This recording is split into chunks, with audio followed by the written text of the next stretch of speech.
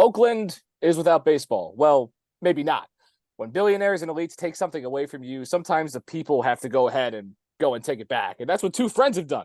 While the A's are out of town, the B's are the new show. New minor league team, the Oakland Ballers in the Pioneer League, hired former Seattle Mariners manager Don Wakamatsu. He went to high school in nearby Hayward, California. Micah Franklin, former St. Louis outfielder, be the new manager.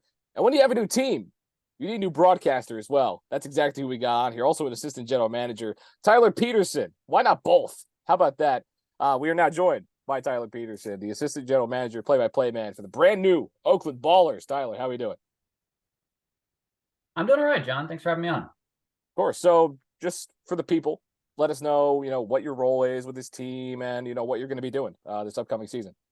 So, as you said before, I am a couple things. First, I'm a team broadcaster, but what I really get paid for is I'm the assistant general manager of the club for baseball operations. And independent baseball really doesn't have many roles like that. I'm one of one who has that particular role. But we are creating a totally different kind of player program as far as the independent baseball circuit goes. Something that we feel we can really add to players' value, that we can get our guys better noticed by teams, by scouts. And we really hope that we can recruit well. We really hope that we can get guys marketed to teams so that they can move up and back into affiliate systems or into affiliate systems for the first time. Gotcha. That's kind of how a lot of minor league broadcasting roles are. You're not just calling games. You're doing every other thing in the book you can imagine. Just do it for the love of the game, of course. That's got to help you with actually being the broadcaster as well, because you have to know everything, if you're going to be doing all that as well. And I sort of fell into this role in a backwards kind of way, because my first job in the minor league baseball industry was with the Idaho Falls Chuckers in 2020. Well, we didn't have a season. I stayed on for 21, and we went from a Royals affiliate to an independent team for the first time. And there are a lot of things that never came up before for a team with a small front office. So, for example, travel. So all of a sudden I was doing, broadcasting media relations. Well, I had to learn, how to book buses and how to book hotels and how to take care of guys on the road, as far as food, as far as, just logistics. So I got to do a little bit of player ops there. It went hand in hand with my work as a broadcaster, because, if I'm doing media notes every day, I get to know these guys and get to go to the players, other teams, to sort of create my own little network. I took that to Rocky Mountain, which was also in that league. So 5 years in the Pioneer League now for me, coming in 24. But I took some of that knowledge in player ops to my job in Rocky Mountain. After that first year, I got a elevated position to run baseball operations. And for us, we had the idea of having a front office role, because usually it's just up to the managers and the coaching staff to recruit players, right, and to get them up and out. So we thought if we had someone in the front office doing it, one, we could say that we were doing more for players, which we were, and we were very successful in doing that. We didn't get many guys signed, but as far as the exposure each player got individually, we did a lot for them in that regard. But we were doing more with the resources we had to help guys out. And so I did that in 23 in Colorado Springs. And now I'm back home in my home, which is the Bay Area, doing it for the Ballers. So you're a Bay Area guy. I mean, all that's a lot. There's a lot to break down there as well. I mean, these guys that work for these minor league teams, they do, again, a lot of stuff. And now you're bringing it over, like you said, hometown, city of Oakland, that just recently is about to lose their Major League Baseball team. Now a 3,000 capacity stadium is going to have some minor league baseball, and minor league baseball does great things for the community. I mean, how did this team come about? Just for everybody, and what does it mean for Oakland to have this team now? So I came onto the project in the start of October. I was the first employee that Brian and Paul, who are our co-founders, hired onto the squad. And it was to handle the baseball, because they're pretty good about business and marketing. They're both from Oakland. They both went to high school together in the East Bay, and they, the sell movement, right? So fans wearing sell the team shirts. They really thought that was great, and maybe they thought, it might not affect the kind of change they want to see. They thought maybe, the voices are being heard, but it won't cause anything to change. So they thought, well, what more can we do?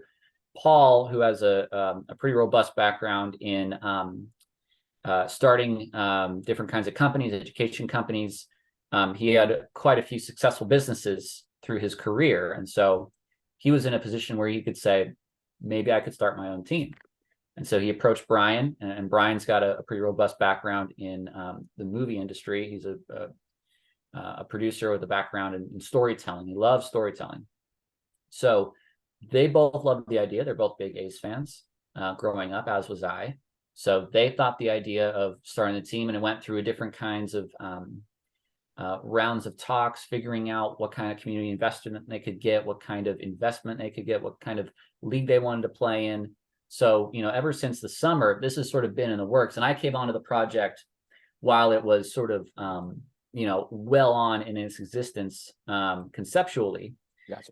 And I was brought on to, they can figure out the business and they can figure out this stuff, but they hadn't worked in the baseball industry. So I was, I felt it was a great honor to be given that responsibility from the jump.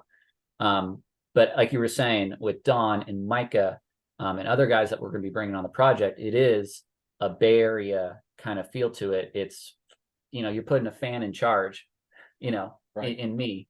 So you get people who understand what the Bay Area is about, what it's like.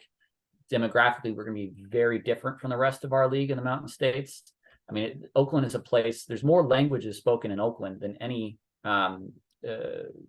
city or sort of geographic metro of anywhere in the United States. It's a city deep in culture and history. And we all understand that. And that's why we've gotten such a great response on our launch. People have really welcomed us for open arms. They feel like we're here for them.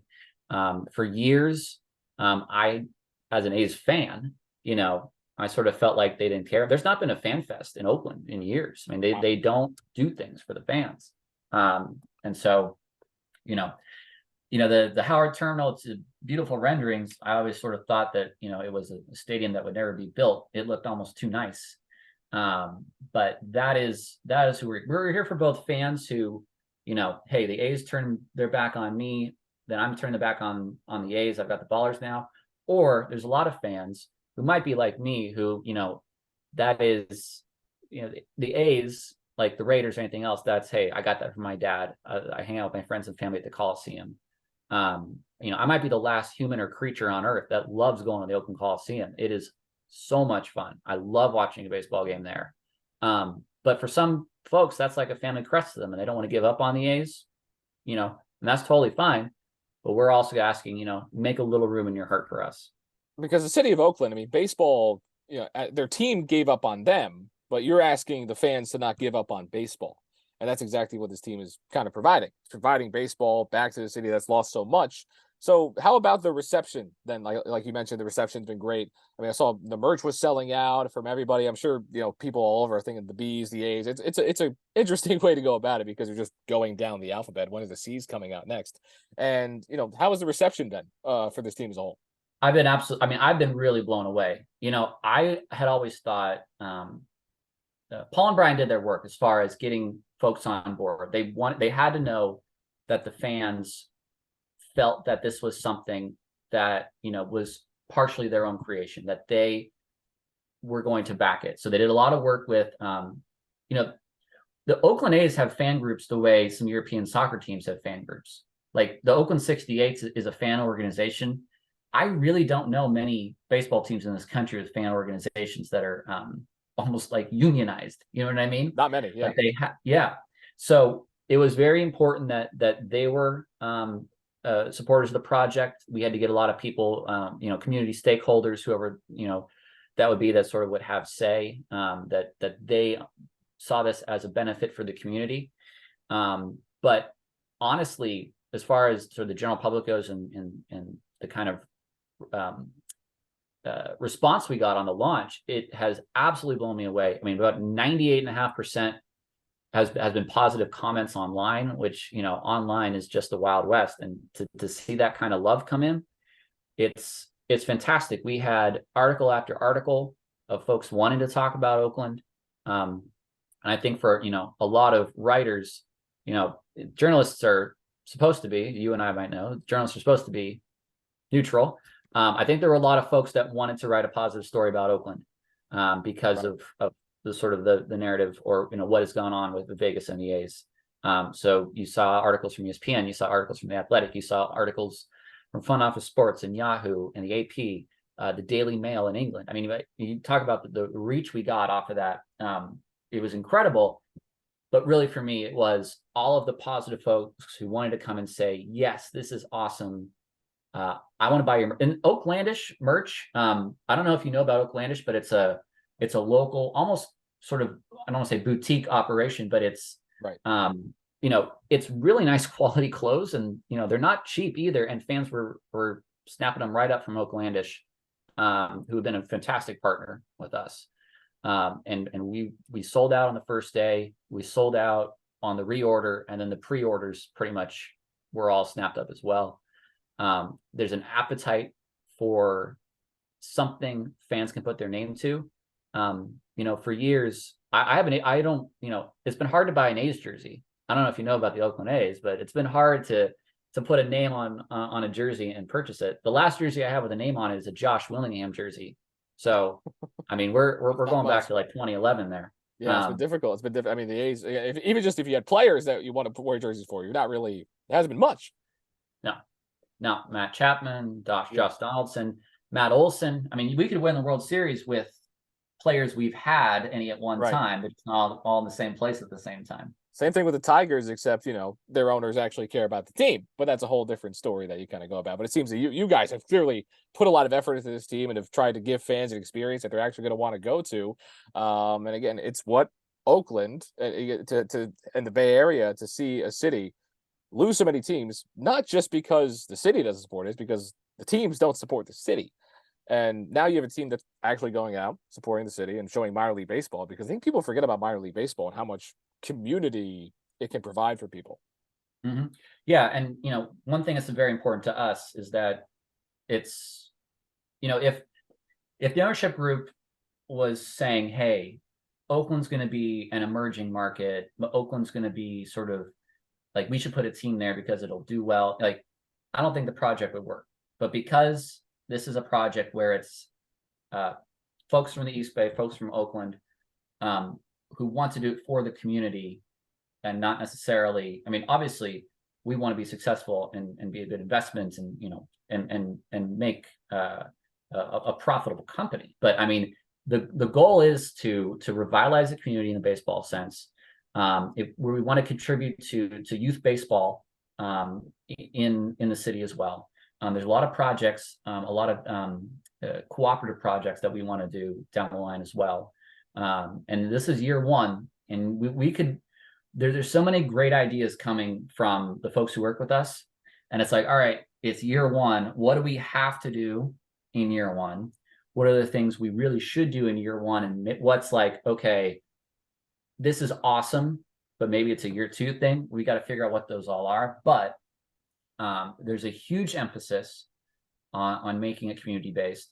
On the player ops side, have an emphasis on scouting local talent. So whether it's guys who grew up in the area, guys who go to Cal, Stanford, St. Mary's, whatever it might be, those seniors graduating, giving them an opportunity to either get drafted higher or to sign a contract afterward. That's an emphasis I want to place as well. We want it to be community-based. We want it to have a local kind of feel to it. And we want to win a championship as well. So we feel that we can offer players one of the best situations as far as visibility, pay, the coaching and support system that they'll have. And we want to win a championship off that. I mean, for the Pioneer League, it's a great opportunity for them as well, because they get a team that's going to garner a lot of attention. And let's talk about the Pioneer League a little bit. How does this kind of play into it, being able to help that league out and help independent baseball really as a whole?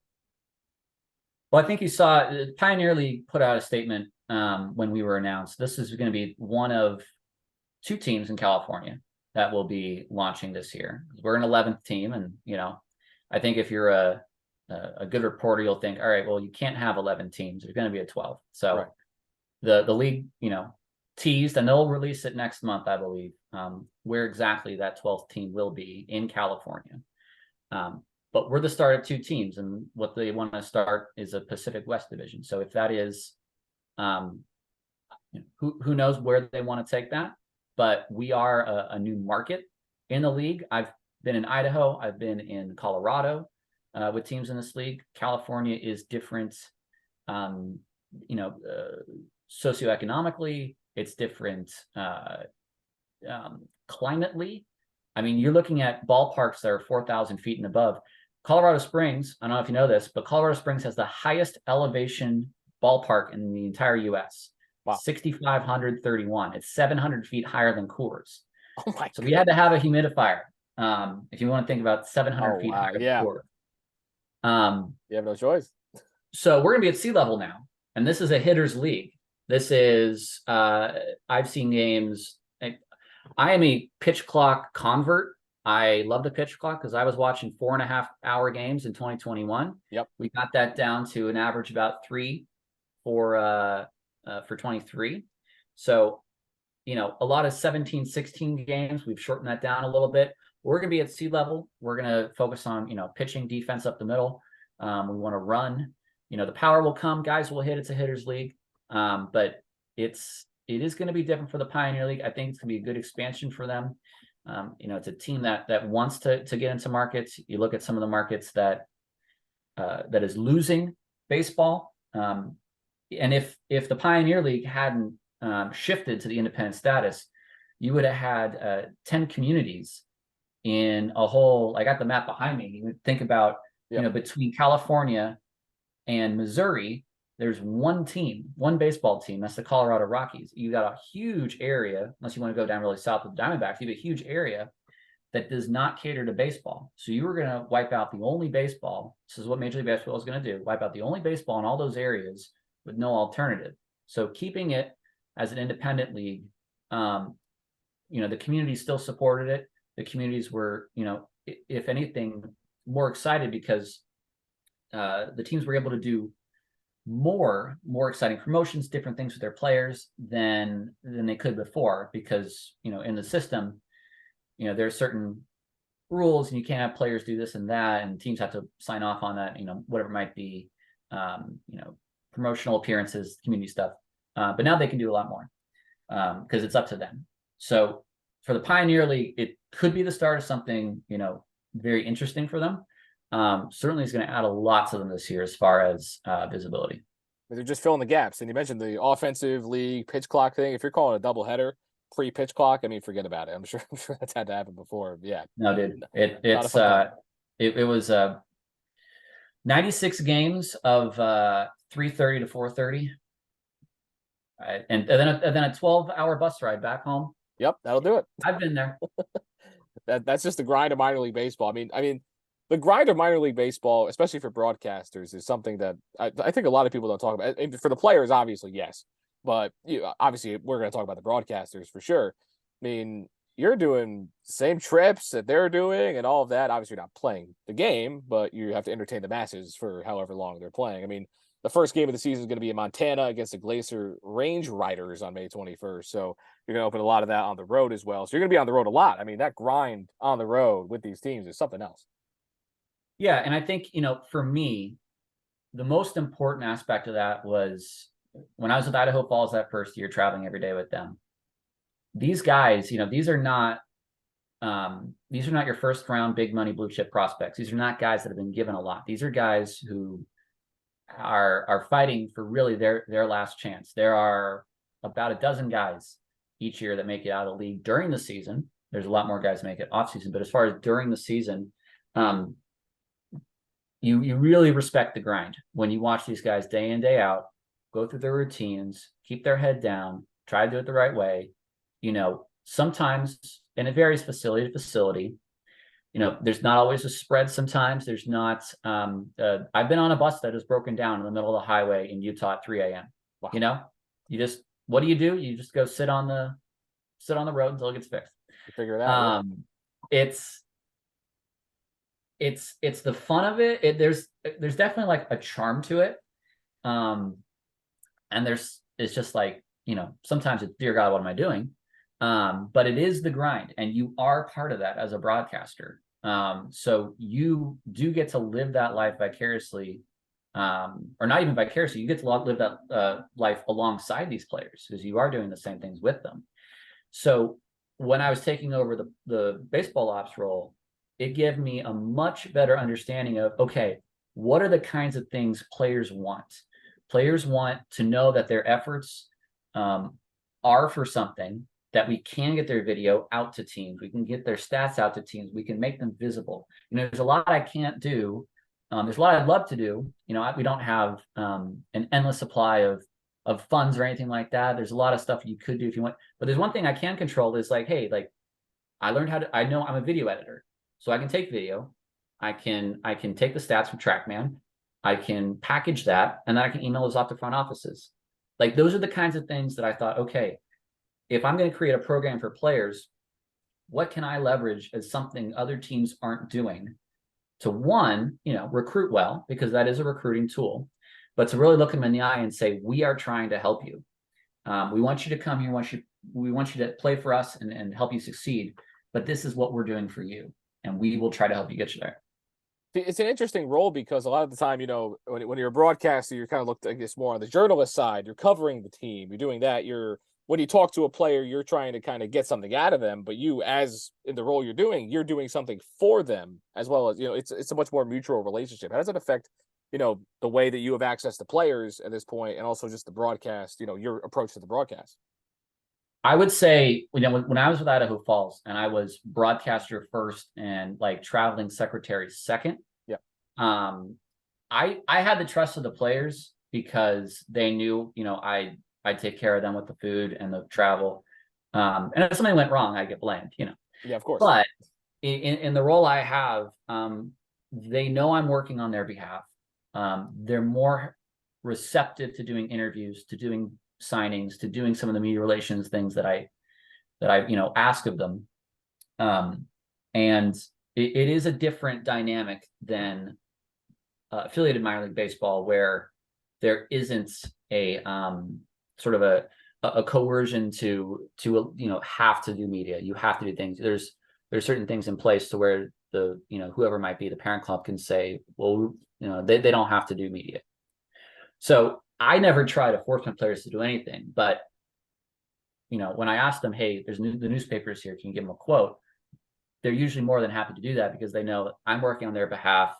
To have their name out there for someone like that, it's better, because for me, there's the baseball strategy and the media strategy, and I kind of marry both of those together in what I'm doing, because if I'm promoting the player within the media, I can take that same kind of concept and translate that to front offices, to farm directors, package it differently, but still try to get the same thing out of there. So when I talk about player marketing in my role, that's the kind of stuff I'm doing.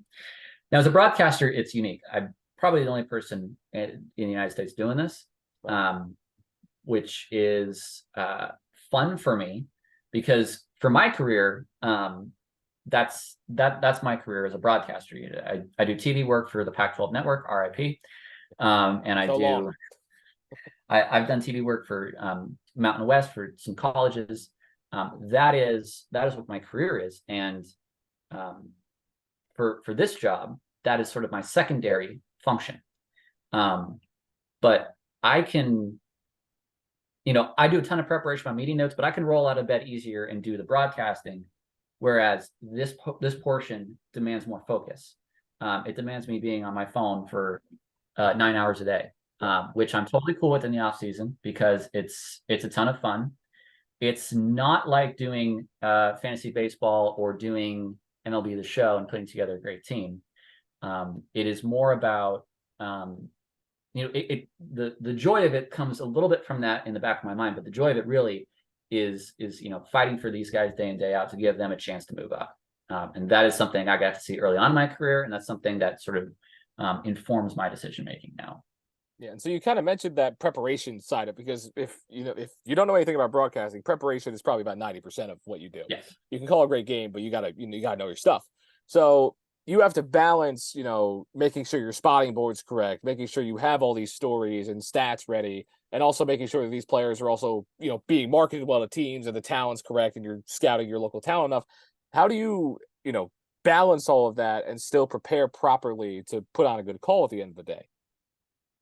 Well, it kind of is shared, which is really nice. Right. And it's something, if I go back to 22 when I was with the Vibes.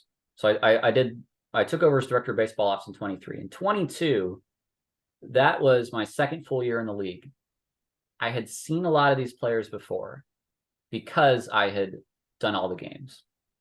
I sort of knew their tendencies. I sort of knew, what pitchers might throw what pitch at what time. And so that was the first time I started to get into, talking with our manager and saying, here's a little scouting report. Here's a printout of, the heat map for balls and strikes. So that was sort of my first foray into that side of it. And it came from a position of where, okay, there might not be another person in this league. There's a couple of other broadcasters who've been as long as I have, but who have seen more Pioneer League baseball, which is sort of its own little fun thing. And I use that to my advantage in that regard. So the preparation is all sort of baked into it. So I got my game notes, 14 pages, try to do them every day. I found that didn't really become an everyday thing last year with the amount of stuff I was doing. I had a great assistant in Rocky Mountain who helped me out. Shout out Hudson.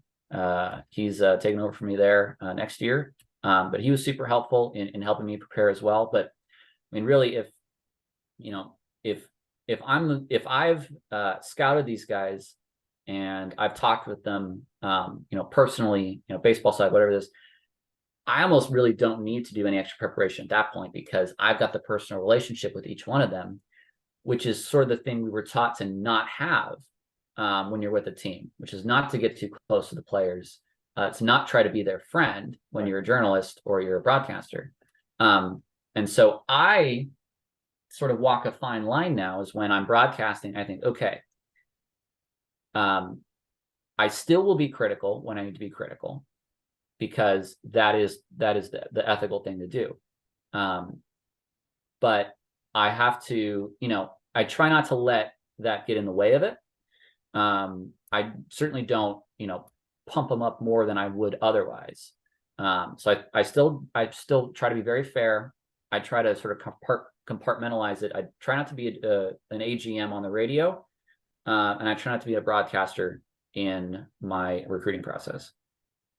Yeah, I mean, there's got to be an interesting way to go. Like you said, you're probably one of the, if not the only person in America doing minor league baseball in this way. You have to wear so many hats and you only have one head. So it's really tough to do. I mean, it obviously this first year with the Ballers as well. In this specific situation, how is that, going to work for you? Do you have like an idea of how you're going to prepare and do it properly on the call, or is this just kind of figure it out as you go along, trial and error? Well, like I said, I think, the preparation is all baked into the stuff I'm doing now. I'll know, I mean, I have, well, I'll just notes after notes of players that we are recruiting, notes after notes of players that we've signed. I'm going to know our guys back and front. Like right. That, the preparation side for me on that side is more about, getting it all down on paper and in my media notes day in, day out. A lot of it's going to be second nature to me now. I mean, we talk about, we start 6 on the road in Glacier. Then we have 6 on the road in Rocky Mountain. Well, Rocky Mountain's where I was last year. I know that team up and down, might be learning 10 new names, or Glacier, learning different names. And I think it's like anything else. Like if you stay within the same college conference year after year, the seniors will graduate and then your sophomores become juniors. You're gonna have a pretty good idea watching guys year after year. So for me, some of the unknowns are what do game days look like in this setting? What do the stadium operation duties look like before games starts? We're still hiring a lot of our staff. We're looking for a general manager. So we are wearing a lot of hats right now in the off season, and you do anyway in minor league baseball. But we are going to have to see, what those day in, day out look like. It's going to be interesting. It's going to be interesting for sure. Obviously, very exciting. The first part, there's a lot of iron to work out, but at the end of the day, it's bringing baseball back to Oakland. That's fun in and of itself, and it's great. Thank you so much for coming on. Do you have anything else you need to add, promote about this team? What do you got? The floor is yours. The schedule's out, 96 games. If anyone wants to come say hi, just hit us up on Oakland Ballers on Twitter, unless we're calling it X now. We call it Twitter. And Oakland.Ballers on Instagram if you want to follow us along. We'll have some player announcements coming up this week. And we'll probably have one or two couple big announcements in the next month or so too. So it's gonna be a very exciting time. The gear, if it's sold out, we are trying to get more. But thanks for having me on. I love doing media stuff. I love talking with other broadcasters. It's gonna be really exciting. It's gonna be super busy off season, but we're hoping to put together a pretty good fan experience, player program, and we're looking to win a championship in this first year. We'll see what happens. Good, best of luck in winning that championship, being a part of it, and in all the ways you do, not just calling it, but having a hand in it as well. Break Panel Sports, we got a new minor league baseball team, the Oakland Ballers. Tyler, thank you so much for joining on. I've been John McCooch, joined alongside Tyler Petersen. It's been a pleasure. Have a good one. Thanks, John.